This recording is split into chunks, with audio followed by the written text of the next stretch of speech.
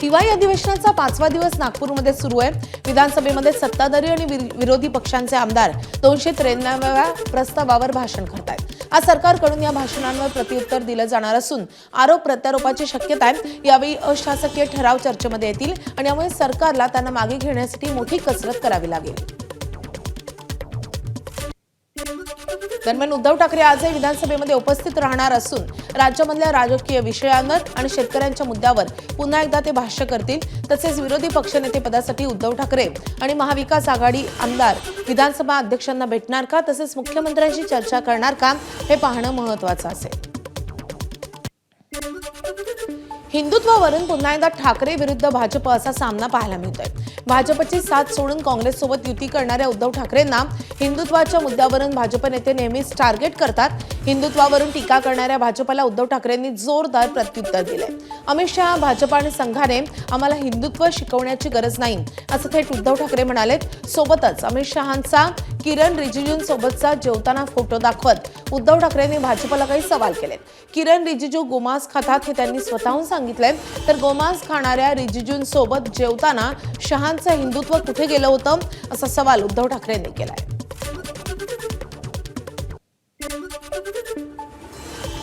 9 डिसेंबरचा ते जे मंत्री आहेत, मी गोमांस खातो, कोण मला अडवते, त्यांचं नाव आहे किरण रिजिजू। त्यांच्या बरोबर अमित शहा जेवतायत। आता त्यांच्या थाळीत आणि यांच्या थाळीत काय आहे मला माहिती नाही, पण अमित शहाना जर हिंमत असेल, माझ्या हिंदुत्वावरती त्यांना शंका घ्यायची असेल, तर पहिलं रिजिजूंना त्यांनी मंत्रिमंडळातून काढलं पाहिजे। कारण रिजिजू गोमांस खातात हे स्वतः ते बोललेले आहेत। उद्धव ठाकरेंच्या या टीकेवर उपमुख्यमंत्री एकनाथ शिंदेंनी प्रतिक्रिया दिली आहे। यावेळी त्यांनी उद्धव ठाकरेंना टोलायला लावलाय।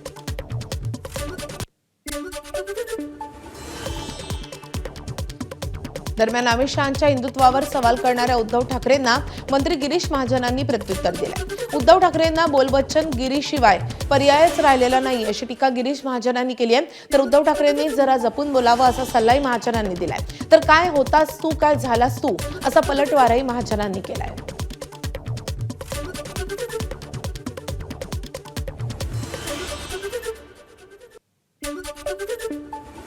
मुख्यमंत्री पदाच्या खुर्चीसाठी हे महाशय त्या ठिकाणी काँग्रेसच्या मांडीवर जाऊन बसलेत, शरद पवार साहेबांच्या मांडीवर जाऊन बसलेत। सगळी स्वर्गीय बाळासाहेब ठाकरे हिंदुत्व सम्राट यांची सगळे तत्त्वांनी सोडून दिलेत, सगळी आयडिओलॉजी यांनी सोडून टाकली, विकून टाकली, फक्त एका खुर्चीसाठी।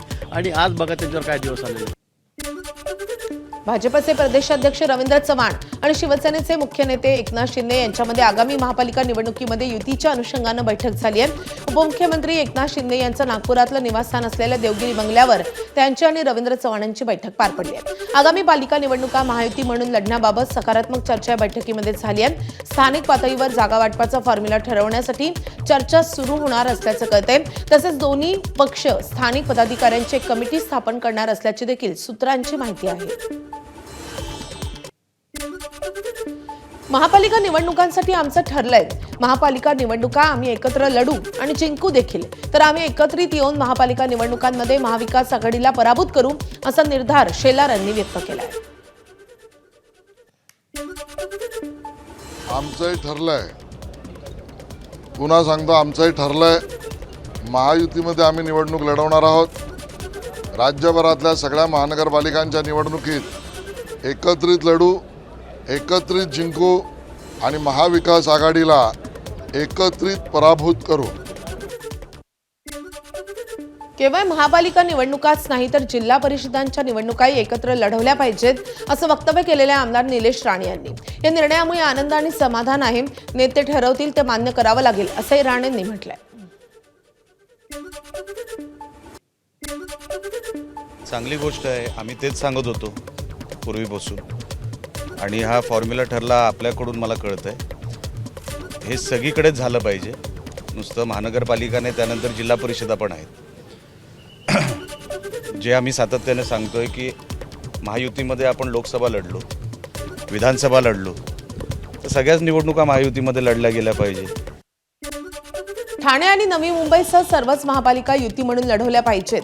मागच्या वेळी कदाचित कम्युनिकेशन गॅप राहिला असेल, यावेळी योग्य ती काळजी घेऊ, असं वक्तव्य खासदार नरेश म्हस्के यांनी केलंय।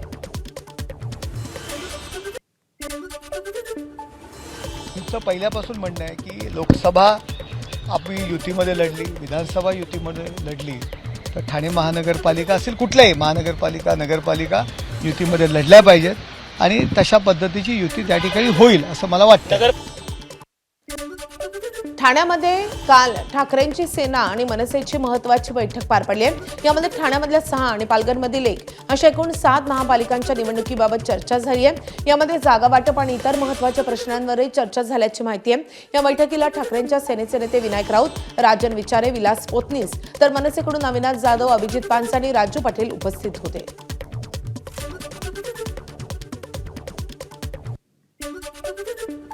आमच्या सर्व महाराष्ट्र सैनिकांची आणि शिवसैनिकांची इच्छा आहे की आम्ही सगळे एकत्र राहिलो पाहिजे, कारण आमची लढाई ही अफजल खानाच्या फौजेसोबत आहे.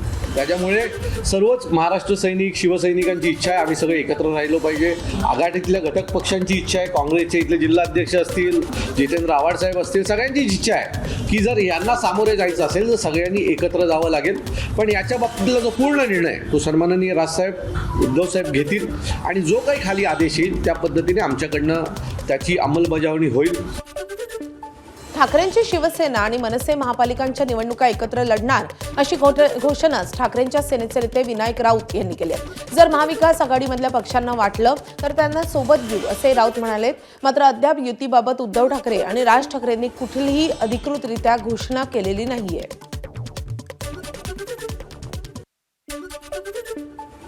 माननीय उद्धवजी ठाकरे आणि माननीय राजसाहेब ठाकरे हे दोन्ही बंधू एकत्रित येऊन हा महाराष्ट्र धर्म वाढवणं आणि वाचवणं हे जबाबदारी त्यांनी जे स्वीकारलेली आहे त्या अनुषंगाने येणाऱ्या महानगरपालिकेच्या निवडणुकीमध्ये शिवसेना आणि मनसे एकत्र येऊन ह्या निवडणुका लढवल्या जातील. काल सोलापुरात झालेल्या महाविकास आघाडीच्या बैठकीला मनसे नेत्यांची उपस्थिती असल्याचं पाहायला मिळालं आणि यामुळे काँग्रेस आणि मनसेच्या युतीची चर्चा पुन्हा एकदा रंगते. तर नाशिकमध्ये पण असं झालं होतं. सोलापुरात आधी होऊ द्या मग बघू अशी प्रतिक्रिया संदीप देशपांडेंनी दिली आहे. सोलापूरमध्ये काल पत्रकार परिषद महाविकास आघाडी आणि इतर नेते होते, ज्यामध्ये मनसे आणि काँग्रेस हे एकत्र आलेलं पाहायला मिळतं. सोलापूरमध्ये निर्णय झालेला असं की आम्ही एकत्र निवडणूक लढवणार असं काल पत्रकार परिषद असं नाशिकला पण सांगितलेलं. एकदा होऊ दे निर्णय. वर दाखल गुन्ह्यांमध्ये त्यांचा कितपत सहभाग आहे याची माहिती घेऊ आणि मग त्यांना उमेदवारी द्यायची की नाही हे ठरवू असं वक्तव्य अजित पवारांच्या राष्ट्रवादीचे अध्यक्ष सुभाष जगताप यांनी केलंय. काल न्यायालयानं सूर्यकांत आणि लक्ष्मी आणि सोनाली आंदेकरला निवडणूक लढवण्यासाठी परवानगी दिली होती आणि त्यानंतर आता हत्येच्या गुन्ह्यामध्ये तुरुंगात असलेल्या आंदेकरांना अजित पवारांची राष्ट्रवादी उमेदवारी देणार का हे पाहणं महत्त्वाचं असेल. आंदेकर टोळीचे प्रमुख आहेत. महिला कोणतीही त्यांच्या मुलाचा मर्डर होईपर्यंत कुठलीही महिला गुन्हेगारीमध्ये समावेश नव्हती किंवा कुठल्याही गुन्ह्यामध्ये त्यांच्यावर कसल्याही प्रकारचा FIR नव्हता. म्हणजे त्या अलिप्त आहेत या सगळ्या ह्याच्यापासून. आम्हाला फक्त त्याच्यामध्ये यांचा रोल काय दाखवलेला आहे ते बघूनच आम्हाला ठरवावं लागेल. आणि शेवटी एक आहे, कोणत्याही पक्षाचा गुन्हेगार असो. आगामी लातूर महापालिका निवडणुकीसाठी भाजपकडून मोर्चे बांधणी करण्यात येते. महापालिका निवडणुकांसाठी भाजपकडून इच्छुक उमेदवारांचे अर्जही मागवण्यात येत आहेत. यावेळी भाजपच्या कार्यालयामध्ये इच्छुकांची मोठी भाऊगर्दी पाहायला मिळते. लातूर महापालिकेच्या 70 जागांसाठी 650 पेक्षाही अधिक अर्ज आल्याची माहिती आहे. तर सर्व इच्छुकांची यादी प्रदेश कार्यालयाकडे पाठवण्यात येणार आहे. लातूर महापालिकेच्या प्रारूप मतदार यादीमध्ये जवळपास 11,734 दुबार मतदार असून त्यांचा शोध घेण्याचं काम लातूर महापालिकेच्या वतीने युद्धपातळीवर केलं जात आहे आणि यासाठी महापालिकेच्या वतीनं शहरामधल्या 18 प्रभागामध्ये पथकांची नियुक्ती करण्यात आली आहे. या पथकांमधील 75 कर्मचारी घरोघरी जात दुबार मतदारांचा शोध घेत आहेत. आतापर्यंत 734 दुबार मतदार आढळून आले. आज भाजपचे दिवंगत नेते गोपीनाथ मुंडे यांची जयंती आहे आणि या निमित्तानं गोपीनाथ गडावर कीर्तनाचं आयोजन करण्यात आलंय. कार्यक्रमामध्ये मंत्री पंकजा मुंडे, माजी खासदार डॉक्टर प्रीतम मुंडे, आमदार धनंजय मुंडे उपस्थित राहून दिवंगत गोपीनाथ मुंडेंना अभिवादन करतील. तसेच मुंडे समर्थक देखील त्यांच्या आदरांजलीसाठी मोठ्या संख्येनं उपस्थित राहतील. शरद पवार यांचा 86वा वाढदिवस यशवंतराव चव्हाण सभागृहामध्ये साजरा होणार आहे। या उत्सवामध्ये राज ठाकरे आणि उद्धव ठाकरे उपस्थित राहण्याची शक्यता आहे। शरद पवार यांच्या वाढदिवसाच्या कार्यक्रमामध्ये राजकीय आणि सामाजिक कार्यकर्त्यांची उपस्थिती अपेक्षित आहे। वाढदिवसानिमित्त पुण्यामध्ये विशेष उपक्रम राबवला जात असून पुणेकरांसाठी 86 रुपये प्रति लिटर पेट्रोल विक्री होणार आहे। विधानसभेमध्ये आमदार सुरेश धस आणि रोहित पवार यांच्यामध्ये जोरदार कलगीतुरा रंगलाय। मविया सरकार असताना आपल्याला अनेकदा टार्गेट करण्यात आल्याचं धस यांनी म्हटलंय। आपल्यावर आणि आपल्या कार्यकर्त्यांवर 30 ते 35 गुन्हे दाखल झालेत, त्यामुळे काहीही घडलं तरी सुरेश धसांचं नाव घेण्यात येत होतं असं त्यांचं म्हणणं होतं। आणि त्यावरून उदाहरण देताना त्यांनी रोहित पवारांच्या मतदारसंघामध्ये डुकराचं मटण चांगलं मिळतं, तिथे एका ठिकाणी दारू पार्ट्या होतात, अशा ठिकाणी मारामारी झाली तर दुसऱ्या दिवशी माझंच नाव घ्याल असा टोला सुरेश धसांनी लगावलाय। त्यावर रोहित पवारांनी मात्र आक्षेप घेतलाय।